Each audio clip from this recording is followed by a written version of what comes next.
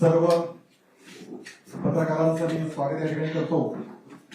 खरं म्हणजे माझ्या देवेंद्रजींना मी विनंती अशी केली होती की आपण दिवाळीच्या निमित्ताने पत्रकारांना शुभेच्छा द्यायला भेटावं, पण त्यांचा व्यस्त कार्यक्रम इतका चालला होता की ते कसं ते पाहू, पण शेवटी आज शुभेच्छा देण्याचा योग जुळून आला आणि आज आपली त्यांची भेट होतीये. या पत्रकार परिषदेसाठी मी माननीय देवेंद्रजींचं स्वागत करतो. त्याचबरोबर मुंबईचे अध्यक्ष माननीय आशिष शेलार यांचंही स्वागत करतो. आमचे घाटकोपरचे आमदार पराग शहाजी यांचंही मी स्वागत करतो. या ठिकाणी महत्वाचा प्रवेश होतोय. मी मुंबई काँग्रेस मधलं सगळ्यात महत्वाचं नाव, गेले 5 टर्म ते नगरसेवक होते, महापालिकेमध्ये विरोधी पक्षनेते होते, असे श्री रवी राजा आज भारतीय जनता पार्टीमध्ये प्रवेश करतायत.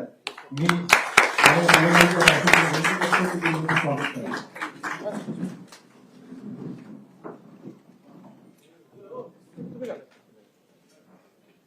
अभिनंदन आणि स्वागत. बहुत बहुत शुभकामनाएं. नहीं मैं आपको भेज देता हूँ. ठीक है.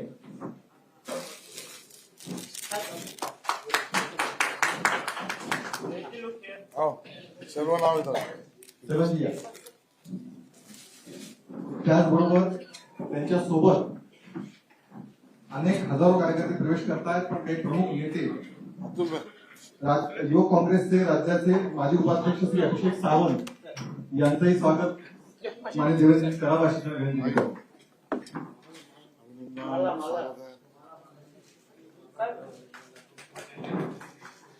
शुभेच्छा. त्याचबरोबर ब्लॉक अध्यक्ष काँग्रेसचे श्री आशिष राठी यांचंही स्वागत पार्टीमध्ये पहिल्यावर करतायत. काँग्रेस अखिल भारतीय कमिटीचे सदस्य श्री आर के यादवजी, त्याचबरोबर सुनील वाघमारेजी,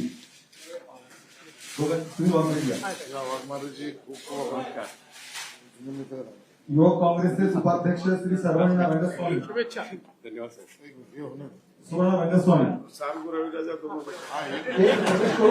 प्रवेश होते.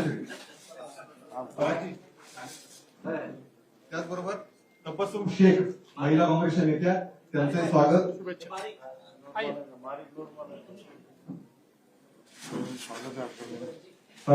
स्वागत आहे. बहुत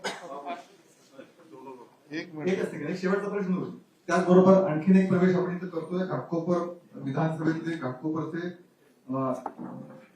उभाटा गटाचे बाबू दरेकर उपविभाग प्रमुख आहेत, त्यांचंही स्वागत. या पराजी आहे ना, पराजी 2 विधानसभाचे प्रमुख उभाटामध्ये खूप स्वागत आहे आपलं.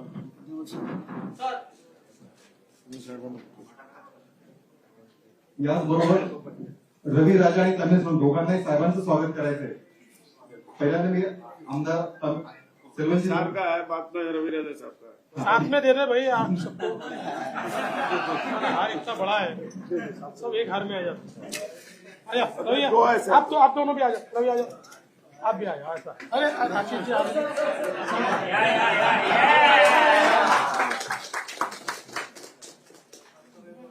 चलो थँक यू. रवी राजा यांना स्वागत करायचंय.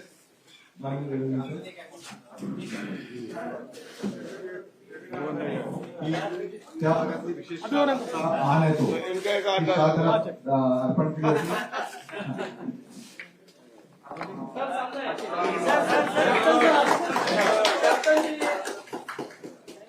त्याचबरोबर रवी राजाजी आशिष शेलार यांना एक शाल, मानाची शाल, की आज आपला मान समजला जातो सायन्स विभागामध्ये, ती शाल रवी राजा अर्पण करतो. आशिषजी थँक्यू.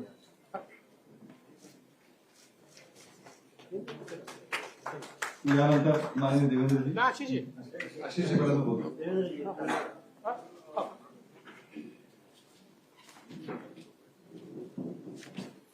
Thank you.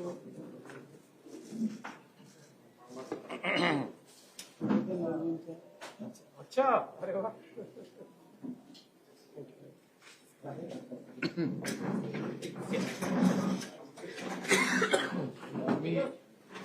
माननीय आशिषजीला विनंती करतो की त्यांनी संबोधित करावं. मग माननीय देवेंद्रजी आजच्या या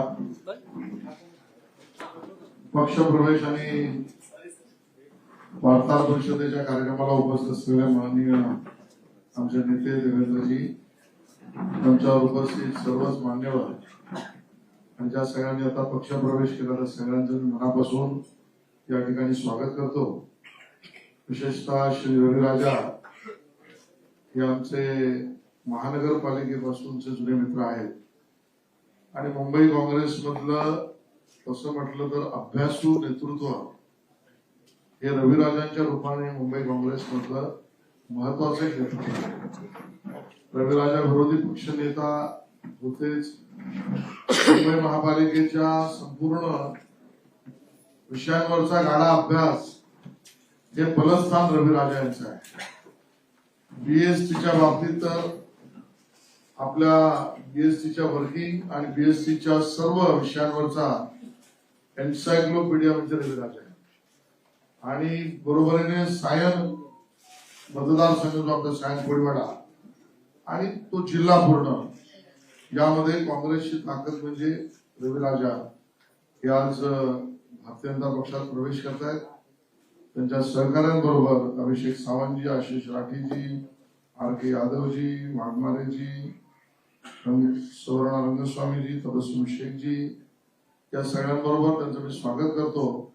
आणि माननीय देवेंद्रजींच्या आदेशानुसार माननीय श्री रविराजा यांना मुंबई भारतीय जनता पक्षाचं उपाध्यक्ष पद सुद्धा आज आम्ही घोषित करतोय आणि भारतीय जनता पक्षाच्या नावामध्ये त्यांचं पूर्ण योगदान देतील.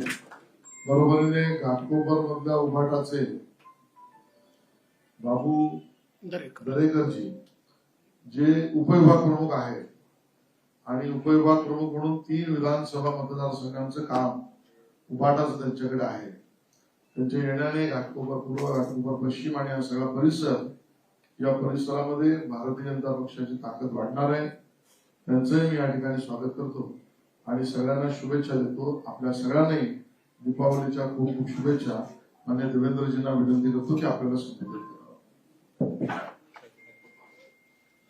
सर्वप्रथम आपल्या सर्वांना दीपावलीच्या मी खूप खूप शुभेच्छा देतो आणि दीपावली आणि येणारं नवीन वर्ष आपल्या सर्वांना सुख समाधानाचं, आनंदाचं जावं आणि आरोग्याचं जावं अशा प्रकारची ईश्वरचरणी प्रार्थना देखील करतो. आज अतिशय आनंदाची गोष्ट आहे की रवी राजा यांच्यासारखा एक मातब्बर नेता, ज्यांनी महानगरपालिकेमध्ये काँग्रेसचे नेते म्हणून महानगरपालिका गाजवली, मावळत्या महानगरपालिकेचे विरोधी पक्ष नेते म्हणून एक प्रचंड आक्रमक अशा प्रकारची भूमिका ही रविराजांनी मांडली. 5 टर्म सातत्याने रविराजा हे महानगरपालिकेमध्ये निवडून आले आणि आशिषजींनी उल्लेख केला तसा एक विक्रम हा त्यांच्या नावाने हा देखील आहे की 23 वर्ष बेस्टचे सदस्य म्हणून त्यांनी काम केलं आणि बेस्टच्या संदर्भात मुंबई महानगरपालिकेत ऑथॉरिटी म्हणून रविराजा यांच्याकडे बघितलं जातं. प्रचंड मोठा जनसंपर्क आहे आणि एक मोठा कनेक्ट काँग्रेस पक्षातल्याही इतर नेत्यांसोबत त्यांचा आहे, ज्याचा येत्या काळामध्ये निश्चितपणे आम्हाला फायदा होईल. त्यांच्यासोबत अनेक नेत्यांनी प्रवेश केलेला आहे, त्या सगळ्यांचं मी स्वागत करतो आणि मला अपेक्षा आहे की रविराजा यांच्या अनुभवाचा फायदा हा भारतीय जनता पक्षाला मिळेल. त्यांच्या माध्यमातून अनेक लोक आता संपर्कात येत आहेत. पुढच्या काळामध्ये काँग्रेसची काही प्रमुख मंडळी ही त्यांच्या संपर्कातून भारतीय जनता पक्षामध्ये प्रवेश करतील अशा प्रकारची या ठिकाणी परिस्थिती आहे. ती नावं आज मला विचारू नका, ज्यावेळेस त्यांचा प्रवेश होईल तेव्हाच मी सांगेन. पण मला असं वाटतं की ज्या लोकांनी महानगरपालिकेत आणि शहरामध्ये काँग्रेस टिकवून ठेवली त्यापैकी एक असलेले रविराजा हे आमच्याकडे आल्यामुळे निश्चित आम्हाला त्याचा एक मोठा फायदा होईल. आणि अर्थातच त्यांचं कार्यक्षेत्र हे मोठं आहे, पण सायन कोळीवाडा एक मेजर त्यांचं क्षेत्र आहे त्यामुळे तिथे आमच्या उमेदवारांना तमिल सेल्वनजींना निवडून येण्याकरता एक मोठा हातभार त्यांचा लागेल. यासोबत बाबू दरेकरजी जे उपविभाग प्रमुख आहेत ते या ठिकाणी उबाठा सेनेतून भारतीय जनता पक्षामध्ये त्यांनी देखील प्रवेश केला आहे आणि निश्चित त्यांच्या प्रवेशामुळे घाटकोपरमध्ये आमच्या भारतीय जनता पक्षाला ताकद मिळेल, आमच्या उमेदवारांना त्याचा फायदा मिळेल. त्यांचंही मी मनापासून स्वागत करतो. येत्या काळामध्ये अनेक चांगले नेते हे भारतीय जनता पक्षामध्ये प्रवेश करताना आपल्याला दिसतील आणि एक प्रकारे जनतेच्या मनामध्ये आता विश्वास तयार व्हायला लागलेला आहे की पुन्हा एकदा महायुतीचंच सरकार हे सत्तेमध्ये येणार आहे आणि त्यामुळे एक सकारात्मकता महायुतीच्या संदर्भात ती आम्हाला देखील जनतेमध्ये पाहायला मिळते. आता आपल्याला कल्पना आहे की नामांकन पूर्ण झालेलं आहे. नामांकनानंतर काही ठिकाणी आमचे क्रॉस फॉर्म्स आले होते. काल त्या संदर्भात माननीय मुख्यमंत्री एकनाथराव शिंदेजींच्या घरी आमची बैठक झाली. त्या बैठकीमध्ये अजितदादाही होते, मी होतो, आमचे बावनकुळेजी, तटकरेजी, प्रफुल्लभाई सगळे आम्ही बसून जवळपास सगळे इश्यूज आम्ही संपवलेले आहेत. त्यामुळे आता त्या संदर्भातले कुठलेच इश्यू आमचे शिल्लक नाही. त्याचं प्रत्यंतर तुम्हाला आज आणि उद्यामध्ये दिसेल आणि जे परत घेतले पाहिजे असे क्रॉस फॉर्म्स सगळे परत होतील. आता आमचा प्रयत्न असा आहे की काही ठिकाणी क्रॉस बंडखोरी आहे, म्हणजे एकमेकाच्या उमेदवारासमोर लोक उभे झालेले आहेत. त्याही संदर्भात आम्ही एक नीती त्याची तयार केलेली आहे आणि तिन्ही पक्ष मिळून अशा प्रकारे ज्यांनी त्या ठिकाणी तिकीट नसताना उमेदवारी भरली आहे त्यांना परत घेण्याचा प्रयत्न आमचा असणार आहे. पक्षांतर्गतही काही ठिकाणी अशा प्रकारचे आमचे कार्यकर्ते उभे झालेले आहेत. त्यांना विश्वासात घेऊन आणि योग्य प्रकारे त्यांच्याशी चर्चा करून त्यांनाही परत घ्यायला कसं लावायचं असा आमचा प्रयत्न असेल. कालच्या एकूणच जे काही आता उमेदवारी अर्ज परवा जे सगळे पूर्ण झाले त्याच्यामध्ये आणि काल स्क्रुटिनीनंतर आम्हाला अपेक्षित असे सगळे अर्ज वैध झालेले आहेत. त्यामुळे आता मला असं वाटतं की दिवाळी 2 दिवस आहे, त्यानंतर साधारण 4-5 तारखेनंतर जोराने प्रचार सुरू होईल. त्याच्याकरता पूर्ण तयारीत आम्ही आहोत आणि अशा वेळी चांगली लोक भारतीय जनता पक्षात प्रवेश करतायत. मी त्यांचं सर्वांचं मनापासून स्वागत करतो.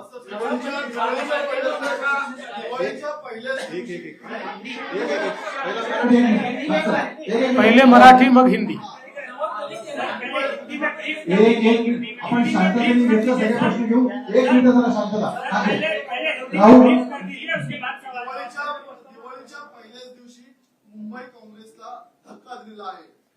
येणाऱ्या काळामध्ये आणखी काही दिवसामध्ये काँग्रेसच्या प्रदेश नेतृत्वामध्ये काही धक्का मिळू शकतो का, असं काय पाहायला मिळू शकतं का? तुम्ही काय सूचक विधान केलं, येणाऱ्या काळात आणखी काय पक्षप्रवेश होऊ शकतात? निश्चितपणे होणार आहेत. काही चांगले पक्षप्रवेश हे अजून भारतीय जनता पक्षामध्ये होऊ शकतात. तुम्ही त्याची वाट पहा, आज मला विचारू नका. पक्षातील काही लोकांनी अपक्ष म्हणून अर्ज भरलेला आहे, गोपाळ शेट्टीची संधी खाली जागा आहे. आमचा निश्चितपणे प्रयत्न आहे. बघा, शेवटी गोपाळ शेट्टी हे भारतीय जनता पक्षाचे एक अतिशय प्रामाणिक अशा प्रकारचे सैनिक राहिले आहेत. ते अनेक वेळा आग्रही असतात पण शेवटी पक्षशिस्त ते मान्य करतात. त्यामुळे आमचा हा प्रयत्न असेल की सगळी परिस्थिती त्यांना समजून सांगावी आणि त्यांनी नेहमी जी भूमिका घेतली आहे भारतीय जनता पक्षाच्या मागे उभं राहण्याची, तीच भूमिका त्यांनी घ्यावी अशा प्रकारचा आमचा प्रयत्न असेल.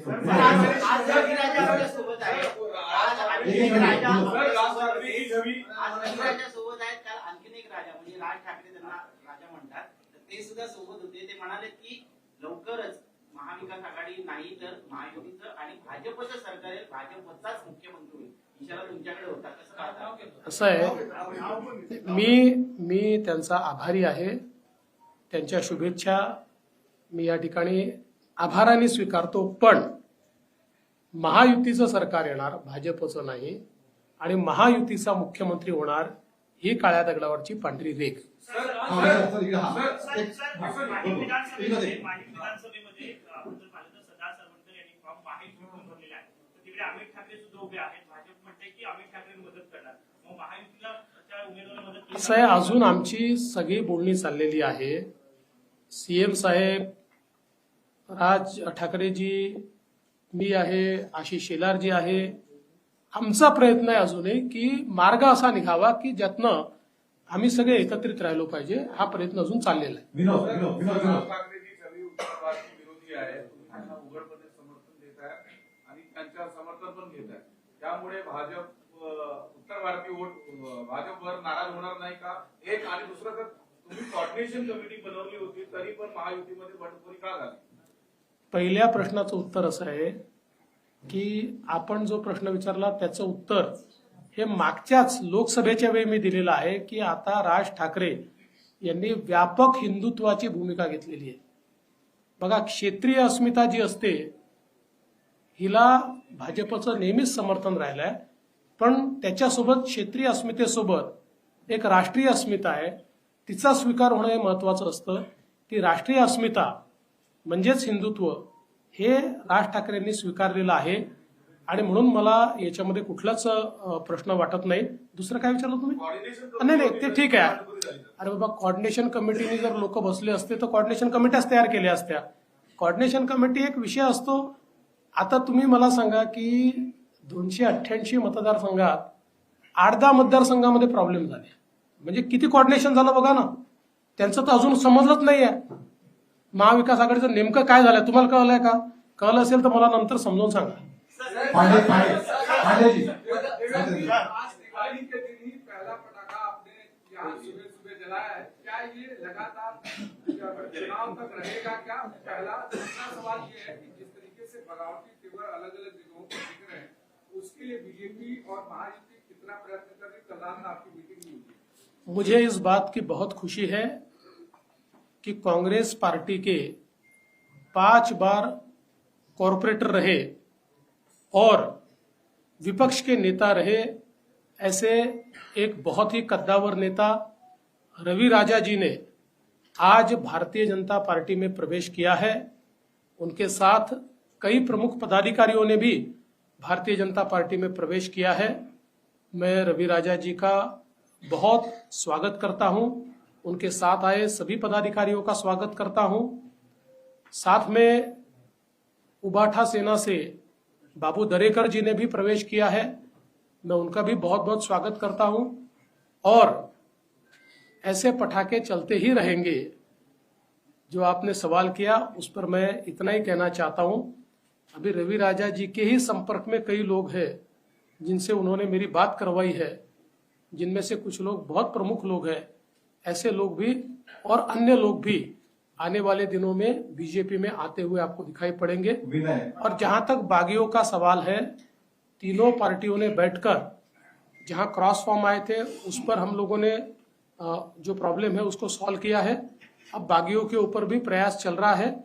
मुझे विश्वास है कि हम लोग सबको मना लेंगे और फॉर्म वापिस लेंगे. पटाखों की बात हुई, इसके लिए हमारे पटाखे पर्यावरण पूरक होंगे.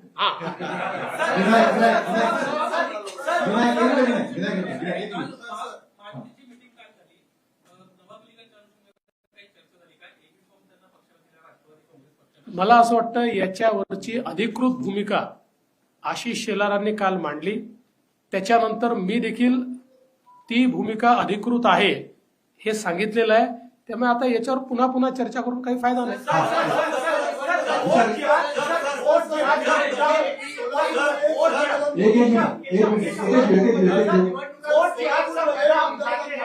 All India Muslim Personal Law Board के मौलाना सज्जाद आज मनोज जरांगी पाटिल से मिल रहे हैं. आपके खिलाफ, बीजेपी के खिलाफ एक एंटी फ्रंट बनाने का प्रयास all India Muslim Personal Law board द्वारा किया जा रहा है, उस पर आपका क्या कहना है? देखिए, डेमोक्रेसी है, लोकतंत्र है, लोकतंत्र में जिसको फ्रंट बनाना है बनाए, जिसको बैक बनाना है बनाए, जिसको जो बनाना है बनाए। सवाल ये उठता है कि महाराष्ट्र की जनता किसका साथ देने वाली है। मुझे पूरा विश्वास है कि महाराष्ट्र की जनता ने महायुति को समर्थन देने का तय किया है। हाँ, एक मिनिट अजित पवारांनी तासगावमध्ये फार मोठं वक्तव्य केलं. कथित सिंचन घोटाळा प्रकरणी त्यांनी आर पाटील यांनी माझा केसाने गळा कापला असं वक्तव्य केलं. मोठा गौप्यस्फोट आहे. ती फाईल तुमच्याकडे आली होती काय? असं आहे, या संदर्भात मी कालच सांगितलेलं आहे आणि ही फाईल कुठली गोपनीय फाईल नाही, माहितीच्या अधिकारात देता येते अशा प्रकारची फाईल आहे. त्यामुळे तुम्हाला काय इंटरेस्ट असेल तर तुम्ही देखील मागून घ्या. पण आता वारंवार तो प्रश्न कशाला? आता आर पाटील हे हयातीत नाहीत, त्यामुळे त्याच्यावर फार बोलणं योग्य नाही. मला असं वाटतं त्या संदर्भात काल मी उत्तर दिलेलं आहे. सवाल ये है कि भारतीय जनता पार्टी ने नवाब मलिक को अपने से अलग कर लिया था, एनसीपी ने भी अलग कर लिया था. निश्चित रूप से उनकी मुलाकातें होती थी, लेकिन जिस प्रकार से नवाब मलिक को कैंडिडेचर दिया गया है, आने वाले दिनों में सरकार बनती है तो क्या नवाब मलिक को आप सरकार में शामिल करेंगे? क्योंकि वो तो एनसीपी, अरे भाई, हम तो उनका प्रचार ही नहीं करने वाले, तो कहां से सरकार में शामिल करेंगे? हमने हमारी अधिकृत भूमिका कल बता दी है कि हम लोग उनका प्रचार नहीं करेंगे. उनके खिलाफ शिवसेना का उम्मीदवार है, उस उम्मीदवार का प्रचार भारतीय जनता पार्टी और शिवसेना करेगी. लेकिन नवाब मलिक के बेटी के खिलाफ, नवाब मलिक के बेटी के खिलाफ महायुति का कैंडिडेट क्यों? शिक्षक आहेत त्यांच्या पगारवाढीचा निर्णय घेण्यात आला होता, मात्र काही त्याच्यामध्ये त्रुटी आहे ती पडताळणी करायची आहे. ह्या निर्णयाला ब्रेक दिली गेली आहे. काय नेमकी याच्यामध्ये सविस्तर माहिती? मला वाटत नाही असा कुठला ब्रेक दिला. आम्ही घेतलेल्या कुठल्याच निर्णयाला ब्रेक नाही. सुशांत आमचे निर्णय सुसाट असतात, ब्रेक लागतच नाही. आता शेवटचे दोन प्रश्न घेऊ. भाजप जवळपास 100हून अधिक सभा घेत आहे, त्यामध्ये नरेंद्र मोदींच्या 8 ते 10 सभा आहेत. काय नेमकं नियोजन ठरलं? नाही, असं आहे की भारतीय जनता पार्टी आणि सगळेच पक्ष निवडणुकाच्या निमित्ताने सभा घेत असतात. आमची राष्ट्रीय पार्टी आमच्याकडे अतिशय पॉप्युलर अशा प्रकारचं नेतृत्व आहे, लोकांना हवं असं वाटणारं नेतृत्व आहे. त्यामुळे निश्चितपणे मोदीजी असतील, अमित भाई शाह असतील, नड्डाजी असतील, किंवा आमचे मुख्यमंत्री असतील, किंवा गडकरी साहेब असतील, असे जे राष्ट्रीय स्तराचे राजनाथ सिंगजी असतील, राष्ट्रीय स्तराचे नेते असतील, किंवा आमचे मुख्यमंत्री असतील, आम्ही कोणाकोणाला बोलवणार आहे हे फार सोपं आहे. तुम्ही आमची 40 लोकांची स्टार प्रचारकांची यादी बघा, त्या यादीत ज्या त्या प्रत्येकाची आम्ही या ठिकाणी सभा आता करू. बांधलेली शेवटचा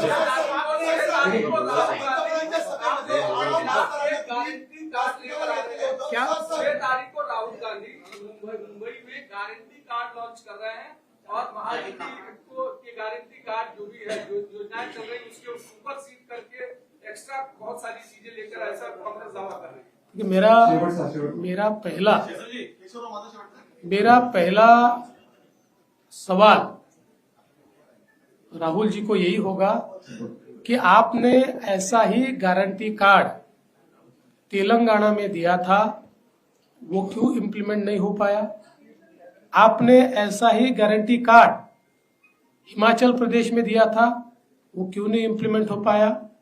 आपका गारंटी कार्ड ये राजस्थान में और छत्तीसगढ़ में फेल हो गया, इसलिए लोगों ने आपको फेल कर दिया.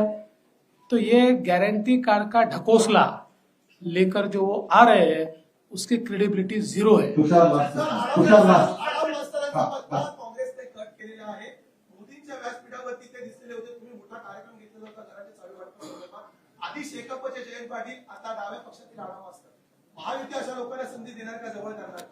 से आडम मास्तरांना चांगले लोक कोण आहेत आणि वाईट कोण आहेत याची ओळखच पटली नाही. ते आमच्या विरोधी विचाराचे असताना देखील गरीबाला घर दिलं पाहिजे म्हणून 30,000 घरं आम्ही त्यांच्या संस्थेच्या मार्फत बांधून दिली. 30,000 घरं. आणि आउट ऑफ द वे जाऊन गरीबाकरता त्याला ऍडिशनल पैसा देणं, त्या ठिकाणी सोयी करणं, या सगळ्या गोष्टी आम्ही केल्या. तरी देखील लोकसभेच्या वेळी त्यांना काँग्रेसने चॉकलेट दिलं, ते काँग्रेससोबत गेले. आता त्यांच्या लक्षात आलं आता ठीक आहे, आता ते त्यांनी ठरवायचं आहे काय करायचं आहे ते. मला एवढंच वाटतं की कोण उपयोगी आहेत आणि कोण उपयोग करून घेतात याचा कधीतरी विचार आडम मास्तरांसारख्या लोकांनी केला पाहिजे. तुझा रवि राजा लास्ट के तुझा आने के प्रश्न. बाद एक मिनिट. रवि राजा के आने के बाद नागपूरला जायचंय. भारतीय जनता पार्टी कितनी मजबूत होगी मुंबई में, कितनी सीटें आप मुंबई से निकाल पाए? आणि तुषार लास्ट. देखिए, बहुत मजबूत हमारी पार्टी मुंबई में होगी क्योंकि एक अनुभवी नेता हमारे पास आया है, विशेष रूप से उनका जो कार्य क्षेत्र है और उसमें भी सायन कोळीवाड़ा है कि जहां से एक प्रकार से वो अपना बड़ा वजूद रखते हैं. वहां तो हमको फायदा होगा ही, लेकिन उनके संपर्क से अन्य जगह पर भी फायदा होगा. तुषार आखरे आणि मग 5 मिनिटं रवी राजा भाऊ. दिवाळीचे दिवस आहे, तुम्ही अनेकांना दिवाळीच्या शुभेच्छा देतात. मला दिवाळीची फोन येतात. दोन प्रमुख फोन. उद्धव ठाकरेंचा तुम्हाला दिवाळीच्या शुभेच्छांसाठी फोन आला का? शरद पवारांचा तुम्हाला फोन आला का? किंवा तुम्ही यांना दिवाळीच्या शुभेच्छा देणार आहात का? मला अजून फोन आला नाही, पण माझ्या जाहीरपणे त्यांना दिवाळीच्या शुभेच्छा आहेत. धन्यवाद. एक फक्त एक रवी राजा बोलणार आहेत या सगळ्या ठिकाणी. आपण त्याला पर्यंत एक आता आपण रवी राजांना विनंती करतो. सर्वप्रथम सगळे जे इकडे उपस्थित आहे सगळे लोकांना मी दिवाळीचे मनपूर्वक शुभेच्छा देतात. या प्रसंगी जे आज पक्षप्रवेशचे कार्यक्रम मध्ये सर्वप्रथम मी भारताचे पंतप्रधान नरेंद्र मोदीजी, होम मिनिस्टर अमित शाहजी, भाजपचे अध्यक्ष नड्डाजी, भावी मुख्यमंत्री आणि आताचे उपमुख्यमंत्री श्री देवेंद्र फडणवीस जी, हे फक्त सेन्सर करून टाकाल. You don't aspire to become chief minister. मुंबईचे बीजेपीचे अध्यक्ष आशिष शेलारजी, आमचे सोबत आमदार कमिल सुलमजी, आमचे सोबत पराग शाहजी, राजेश शिवेडकरजी आणि सगळे जे उपस्थित आमचे मित्रांनो, आज मी 44 वर्ष जे काँग्रेसमध्ये होते ते सोडून या पक्षात मी आता आज पक्षप्रवेश केलेला आहे. आणि या निमित्ताने आदरणीय फडणवीस साहेबांनी आणि आशिष शेलार साहेबांनी मला एक जबाबदारी दिलेला आहे की मी मुंबई प्रदेशच्या भाजपचा उपाध्यक्ष दिलेला आहे, त्यांनी नेमणूक केलेला आहे. मी त्याला मनपूर्वक आभार मानत आहे. आणि मी एक सांगू इच्छितो की मी जे पक्षात आलेला आहे ते पक्षात जे प्रोग्रेसिव्ह पक्ष आणि जे मुंबईमध्ये आणि महाराष्ट्रामध्ये आणि भारतात जे आता पंतप्रधान मोदीचे नेतृत्वावर जे काम होतात हे बघून कोणी आता असं सांगू शकत नाही की महाराष्ट्रामध्ये महायुती सरकार येणार आहे. आणि जे लोक बसलेले आहे फक्त स्वप्न बघतात, स्वप्नामध्ये राहतात. आणि आमच्या असा अपेक्षा आहे, मी एक अनकंडिशनल सपोर्ट म्हणून इकडे आलेला आहे, एक कार्यकर्ता म्हणून मी इकडे काम करणार आहे. आणि फक्त जसं मी 5 वर्ष 5 टर्म नगरसेवक होते आणि नंतर मी लीडर ऑफ ऑपोजिशन होते. फक्त असं आहे की काँग्रेस पार्टीने कधीही माझा जे उपयोग करायला पाहिजे, जे माझ्या ज्ञानचा उपयोग करायला पाहिजे ते कधी केले नाही. माझा एक विनंती आहे की माझा जे एक्सपिरियन्स आहे, माझा जे ज्ञान आहे, आपण उपयोग करा. आणि त्यासाठी मी पार्टीसाठी काय करायचं मी रात्री दिवस एक करून करणार आहे. आणि दुसरं असं आहे की माझे बाजूला आमचे आमदार कमिल सुलम बसलेला आहे. आज मी आपल्याला सांगू इच्छितो की कमिल सुलम आता जिंकलेला आहे. आता फक्त मार्जिनसाठी आपण जे बघायचे आहे. आणि परत आदरणीय देवेंद्र फडणवीस साहेब आणि आशिष शेलार साहेबांना मी धन्यवाद देतो. जय हिंद, जय भारत. सर हिंदी में एक सवाल है. क्या कारण भैया, है कि आपने कांग्रेस पार्टी छोड़ी? दिवाळी सगळ्यांना सुरू होती आहे, सगळ्यांना शुभेच्छा आपण देतो आहोत. त्याची मी विनंती करतो की त्यांनी देवपूजना मिठाई देऊन दिवाळी सगळ्यांची सुरू करा. एक मिनिट मी देतो उलट दिवाळी